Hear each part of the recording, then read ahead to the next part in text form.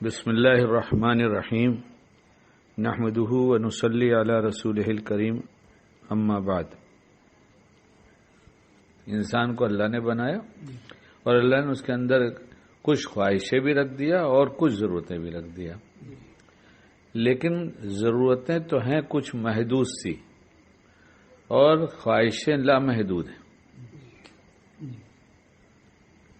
اور بنایا اللہ پاک نے۔ ظاہر ہے کوئی نہ کوئی ان کی مصلحت ہوگی،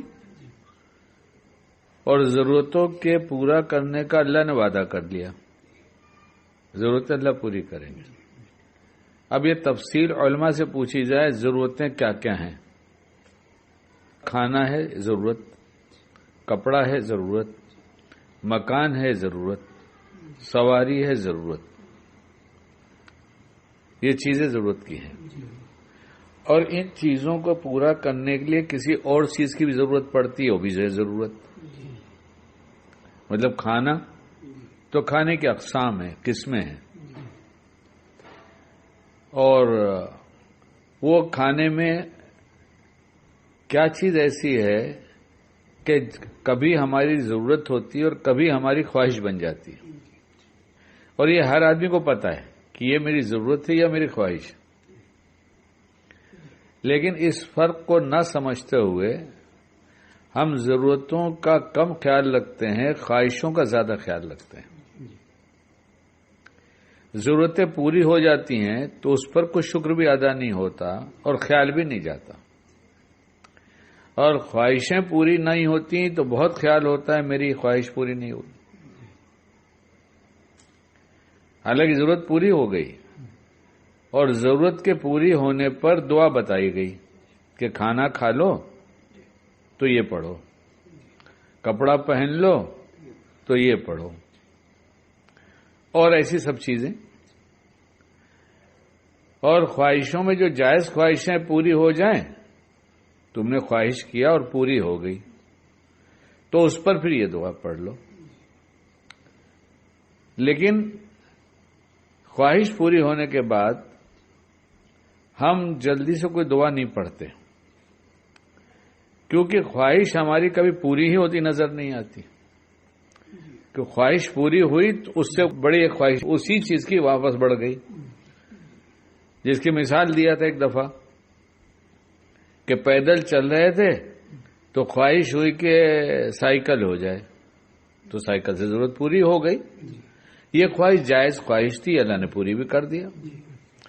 اب کچھ دن سائیکل چلانے کے بعد یہ خواہش ہوئی کہ اب مجھے اسکوٹر مل جائے، تو اسکوٹر سے بھی ضرورت پوری ہو گئی۔ وہ خواہش ضرورت کی تھی، ضرورت کی چیز کی خواہش تھی، اللہ نے اسے پورا کر دیا۔ اب اسکوٹر کے بعد پھر خواہش ہونے لگی ارے پرانی ہی صحیح گاڑی ہو جاتی، یہ بھی ضرورت تھی، وہ بھی پوری کر دیا اللہ نے۔ اب جب وہ پوری ہو گئی اور پھر اب کیا خواہش ہوئی، ایک نئی گاڑی لے لیتا تو اچھا تھا۔ اب یہ نئی گاڑی ضرورت ہے یا صرف خواہش ہے، یہ فرق ہم سمجھتے نہیں۔ شکیل تو اپنے بارے میں کہہ رہا ہے اس لیے جانتا ہے کہ یہ فرق نہیں سمجھتے کہ یہ خواہش ہے یا ضرورت ہے۔ ضرورت اللہ نے پوری کر دیا، اب یہ نئی گاڑی کی خواہش ہے، کیونکہ ابھی جس گاڑی پہ ہم چل رہے ہیں ابھی اس میں کوئی چیز ایسی نہیں ہے کہ جس مقصد کے لیے گاڑی لی گئی تھی وہ مقصد پورا نہ کرتی ہو، تو گویا جو ضرورت تھی وہ ضرورت پورا کرنے کے لیے خواہش ہوئی تھی، اور یہ خواہش ہماری ضرورت کو پورا کر رہی ہے۔ لیکن یہ خواہش ایسی چیز ہے، ایک ایسا جذبہ ہے جو کبھی پورا ہو کے دیتا نہیں، جب اس کی چیز پوری ہوتی ہے تو پھر اور کی خواہش کرتا ہے، اور یہ بڑھتی رہتی ہے۔ دنیا ضرورت پوری کرنے کی جگہ ہے، خواہش پوری کرنے کی جگہ نہیں۔ اس لیے جائز خواہشیں جو ضرورت کو پوری کرنے کے لیے ہے وہ تو اللہ پوری کرتا جاتا ہے، اور جو ہماری ایسی چاہتے ہیں جس میں ہمیں صرف ہماری خواہش ہے کہ لوگوں میں نام ہو جائے، لوگوں میں وقار ہو جائے، لوگ میری عزت کرنے لگیں، کیوں خواہش کے پیچھے کچھ نہ کچھ چھپی ہوئی ہوتی ہیں۔ ضرورت کے پیچھے بھوک ہے، ضرورت کے پیچھے تن کا ڈھکنا ہے، سواری کی ضرورت سمجھ میں آئی تو منزل پہ پہنچنا ہے. تو یہ ضرورتیں پوری کرنے کی چیزیں جب اللہ دے دیتا ہے تو جو خواہشیں بڑھتی چلی جاتی ہیں اس کا ہم حساب نہیں لگاتے کہ یہ ضرورت ہی ہے میری خواہش ہے، اور پھر اسی خواہش کو پوری کرتے میں ہم اور دھیرے دھیرے وہ جذبہ جب مستقل اندر بڑھتا جاتا ہے اور جڑ پکڑ لیتا ہے خواہش خواہش خواہش، تو اس کے ساتھ ساتھ پھر اپنی خواہش پوری کرنے کے لیے وہ سب کچھ کر گزرتا ہے کہ یہ میری خواہش ہے، پوری ہونی چاہیے. اور اللہ نے اس خواہش پر بریک لگا دیا ہے. تم اپنی ناجائز خواہشوں کو پوری کرنے کے لیے فکر میں نہ رہو. تم دیکھو کہ تم کو جو چیز ہم نے دیا ہے اور تمہارے پاس مال جو بڑھا دیا ہے، تم اپنی خواہش پوری کرنے کے بجائے میرے بندوں کی ضرورتیں پوری کرنا شروع کر دو. جب تم اپنی خواہش پہ لگام لگا دو گے، بریک لگا دو گے اور میرے بندوں کی ضرورتیں پوری کرنے پہ لگا دو گے تو تم کو میں ایسی خواہش پوری کرنے کی جگہ دوں گا جس کا نام جنت ہے، جو ہمارا عقیدہ ہے کہ اب تم یہاں لامحدود خواہش رکھو، تمہاری خواہش پہ کوئی بریک نہیں ہے، اور یہاں تمہیں ضرورت پوری کرنے کے لیے کسی چیز کی ضرورت نہیں ہے، یہاں تمہاری کوئی ضرورت نہیں ہے. دنیا میں ضرورتوں کی تم نے حد مقرر کر رکھا تھا اور خواہشوں کی حد بھی تم نے شرعی مقرر کر رکھا تھا، اور جو خواہش تمہاری ایسی تھی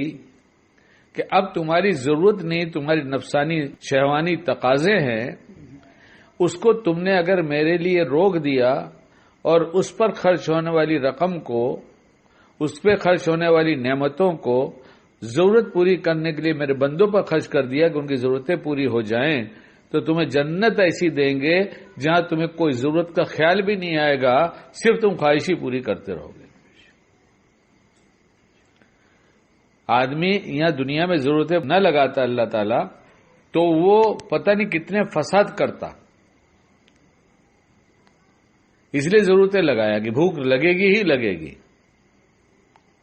کپڑا پہننا ہی پڑے گا، ننگے نہیں جا سکتے باہر. تمہیں کسی کام سے جانا ہے تو سواری کی ضرورت پڑے گی ہی پڑے گی. لیکن جنت میں ایسی کوئی ضرورت نہیں ہے کہ تم کو بھوک لگے گی،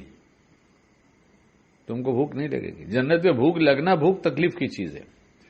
اس لیے جنت میں بھوک نہیں ہوگی. جنت میں یہی کھانا خواہش کے لیے ہوگا، جنت میں یہی کھانا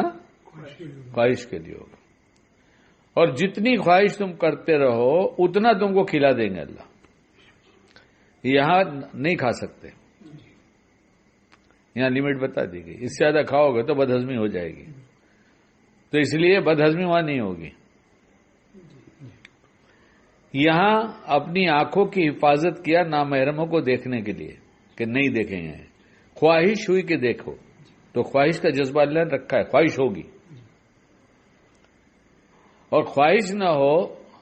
تو اس خواہش کو روکنے کا اجر بھی نہیں ہوگا،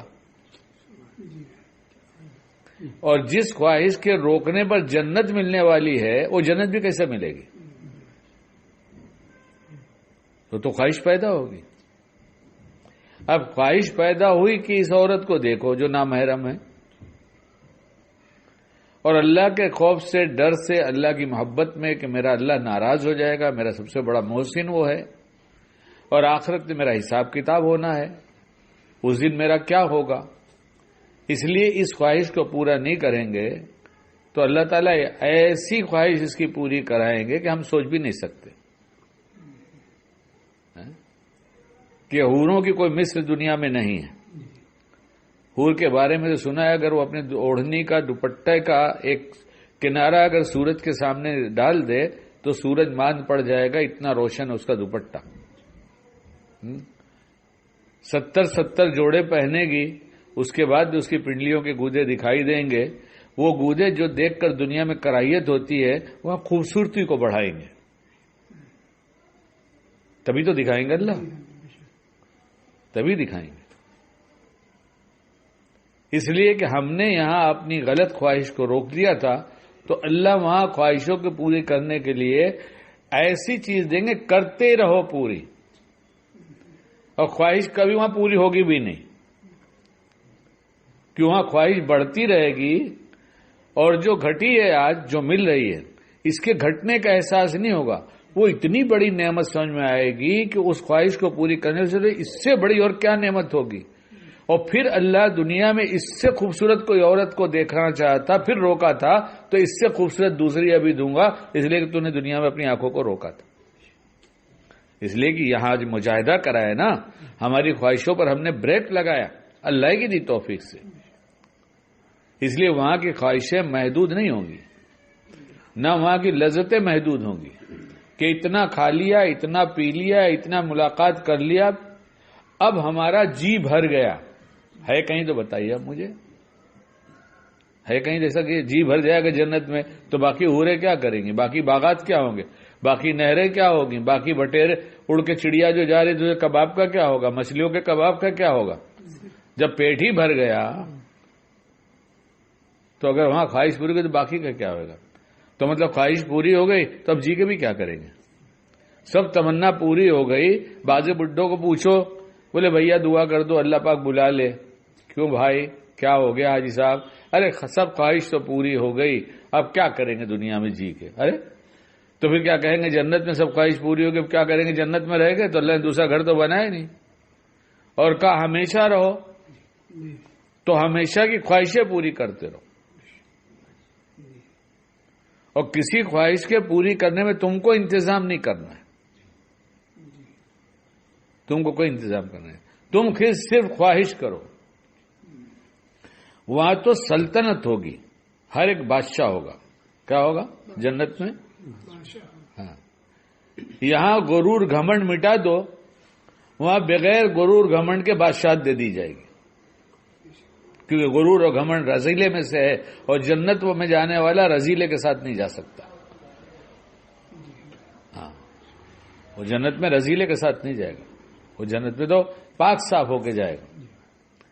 اس لیے یہاں بڑا عہدہ غرور و گھمنڈ لاتا ہے، بادشاہت گھمنڈ لاتی ہے، الا ماشاء اللہ، ہوئے ہیں اسلاف ہمارے ایسے، وہاں بغیر غرور گھمنڈ کے بادشاہت ملے گی۔ اب جو غرور گھمنڈ نہیں ہوگا تو دوسرے بادشاہ سے حسد نہیں ہوگی کہ اس کے ملک پہ قبضہ کرے، ہر ایک اپنے میں اتنا مست ہوگا کہ وہاں کسی کو کسی سے حسد ہی نہیں ہوگی۔ اب یہاں حسد کا مادہ ختم کر دیا تو وہاں اس مقام پر پہنچائیں گے جہاں حسد ختم ہو جائے گی۔ ایسی جتنی خواہشیں غلط ہوتی ہیں ان خواہشوں کا ترک جب اللہ کے لیے ہو جاتا ہے تو ان تمام خواہشوں کو پوری کرنے کے لیے، کیونکہ خواہشیں لامحدود ہیں، ضرورتیں محدود ہیں، تو وہاں ضرورتیں ختم کر دی جائیں گی، اور یہ لامحدود خواہشوں کو اللہ کے لیے لگام لگاتا رہا تو ہمیشہ کے لیے ایسی دے دیں گے جنت کہ کرتا رہے، خواہش پوری کرے، جتنی چاہے کر لے۔ یہ ہے کچھ کام کی بات۔ صبح اٹھنے سے لے کے بستر پر جانے تک نہ جانے کتنی ایسی خواہشیں دل میں جنم لیتی ہیں، اگر ہم اسے سمجھ لیں کہ یہ میری ناجائز خواہش ہے، یا اللہ میں اس کو دفن کرنا چاہتا ہوں تیری رضا کے لیے، تو اس خواہش کو اللہ مٹاتا ہے، دباتا ہے، اور اس کے بدلے میں وہاں ایک مقام اپنا بن جاتا ہے، یعنی بکنگ ہو رہی ہے ہماری، کیا ہو رہی ہے، یہاں کی خواہشوں کو دبا دینا، آخر میں جنت میں جو لامحدود خواہش پوری کرنے کا جذبہ بھی ہوگا اور ملے گی بھی، وہاں ہمارا الاٹمنٹ ہو رہا ہے۔ اس لیے شکیل سے ہی کہتا ہے کہ اپنے اندر ابھرنے والے وہ جذبات یہ دیکھ لیا کر کے ضرورت ہے یا خواہش ہے، اگر ضرورت ہے تو پوری کر لے، اور خواہش ایسی ہے جو اللہ کو پورا کرنا پسند ہو، یہ ہمارے نفس کا ہے، ہمارے گھر والوں کا حق ہے، ہمارا حق ہے، اسے تو پوری کرنے کی گنجائش ہے تو کر لے، باقی ہر خواہش پوری کرنے کی کوشش مت کر کہ اس کی کوئی حد نہیں، تو کرتا جائے گا تیری خواہشیں بڑھتی جائیں گی، تو اپنی ان نعمتوں کو ہمارے ان بندے بندیوں پر جن کی ضرورتیں پوری نہیں ہو رہی ان پر خرچ کر دے۔ اس لیے نصاب مقرر کر دیا کہ سال بھر میں 2.5% تو نکال ہی دینا ہے، زکوٰۃ تمہارے اوپر فرض ہے تو۔ اور آج بھی اگر ہم سارے مسلمان زکوٰۃ نکال دیں، ایک مسلمان ایسا نہیں ملے گا جو محتاج ملے، کچھ سال کے اندر کایا پلٹ جائے گی، کچھ سال کے اندر کایا پلٹ جائے گی۔ غالباً میں بھول رہا ہوں اس میں کہ یمن کا گورنر بنا کے بھیجا تھا معاذ بن جبل رضی اللہ تعالیٰ عنہ کو، اور فرمایا تھا کہ وہاں کی زکوٰۃ وہاں والوں پہ خرچ کرنا۔ بہت پہلے پڑھی بات ہے، کچھ 100 ہو سکتا ہے، لیکن مفہوم تقریباً ایسا ہی ہے۔ انہوں نے 25% زکوٰۃ یہاں بھیج دیا مدینے پاک۔ سوال ہوا یہاں کیوں بھیجا؟ تو کیا ضرورت وہاں پوری ہو گئی تھی؟ شاید اگلے سال آدھی بھیجا اور تیسرے سال سب زکوٰۃ بھیج دیا کہ یہاں زکوٰۃ کوئی مستحق ہے ہی نہیں۔ شریعت کا ایک نظام ایسا ہے کہ ہر انسان ترقی پر ہو، اور مسلمان تو اتنی ترقی پر ہو کہ اس کی ترقی دیکھ کر جو ایمان والا نہیں ہے، ان کے سکھ چین کو دیکھ کر، ان کی محبت اور ان کے معاملات کو دیکھ کر، ان کی معاشرت کو دیکھ کر غیر ایمان والا کہہ دے کہ یہ تو بہت ہی اچھے لوگ ہیں، ہمیں انہی کی نقل اتارنا چاہیے۔ ہمارے پڑوس میں پہلے بھی کہا کہ ایک فیملی رہتی تھی، اور میرا وہ چونکہ مینٹیننس کا بل انہی کے ہاں جمع کرنا پڑتا تھا تو ان کے گھر میں جانا ہوتا تھا۔ وہ لوگ ایمان والے نہیں تھے، لیکن بار بار جاتے جاتے سنتے سنتے ایک دن مجھ سے کہنے لگیں ان کی مسز، اور ان کو معلوم ہے کہ مسٹر نہیں رہیں گے تو یہ ہمارے گھر میں نہیں آئیں گے، بتا دیا سب دین کی باتیں بتاتا رہتا تھا۔ تو ایک دن پوچھنے لگے کیا ہم لوگ مسلمان ہو گئے؟ ہم نے کہا کیوں کیا ہوا؟ بولے جو بات آپ بتا کے جاتے ہیں ہم سب پر عمل کرتے ہیں، اس لیے کوئی کچھ چیز چھوڑنے کی ہے ہی نہیں۔ ایک دن کہنے لگی کہ وہ میں کالج سے آ کر اتنی تھک جاتی، اور لیکن گھر آ کے کھانا بھی بنانا، تو میرے گھر میں تعلیم ہوتی تھی تو تعلیم میں آ کے بیٹھ جاتی تھی۔ تو نے کہا کہ میں نے سنا کہ سوتے وقت سبحان اللہ 33 مرتبہ، الحمدللہ 33 مرتبہ، اور اللہ اکبر 34 مرتبہ پڑھ لینا چاہیے۔ میں نے پڑھا شکیل بھائی میری پوری تھکانی اتر جاتی ہے۔ اسلام تو یہ چیز ہے،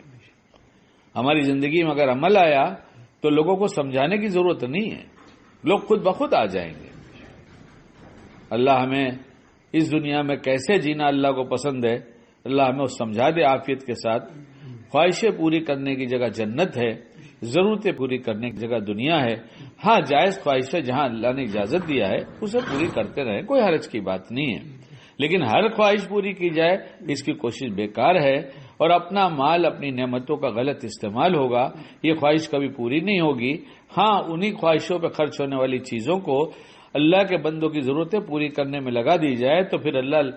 ایسی جنت دیں گے جس میں کبھی زوال نہیں، لا زوال۔ اور کرتے رہو خواہشیں پوری، تھکن جنت میں رکھی نہیں گئی ہے، جنت میں تھکن نہیں رکھی گئی کہ تھک گئے۔ اللہ ہمیں موقع کی سوجھ بوجھ دے دے، اور یہ موقع کی سوجھ بوجھ ہر وقت کا عمل سنت کے مطابق ہو جائے، اور موقع موقع کی دعائیں یاد کر کے یا دیکھ کر پڑھنے کی عادت بنا لی جائے، اللہ خود راستہ بناتا چلا جاتا ہے۔ شرط یہ کہ حلال روزی جاتی ہو، اس لیے سب سے پہلی فکر روز صبح میں اللہ سے مانگا جائے کہ میرے اللہ مجھے حلال کھلائیے، حلال پہنائیے، اور مجھے عمل صالح کی توفیق دے دیجئے، اور ہر ظاہر باطن کی برائی سے بچا لیجئے، نعمتوں سے نواز دیجئے، صحیح شکر کی توفیق دیجئے، تاکہ شکر ایسا ادا ہو جائے کہ آپ خوش کر ہمیں ہمیشہ کی جنت دے دیں۔ اللہ ہم سب سے راضی ہو جائے، ہمیں باعمل بنائے۔ سبحان اللہ وبحمدہ، سبحانک اللہم وبحمدک، ونشہد ان لا الہ الا انت، نستغفرک ونتوب الیک۔ سبحان ربک رب العزۃ عما یصفون، وسلام علی المرسلین، والحمد للہ رب العالمین۔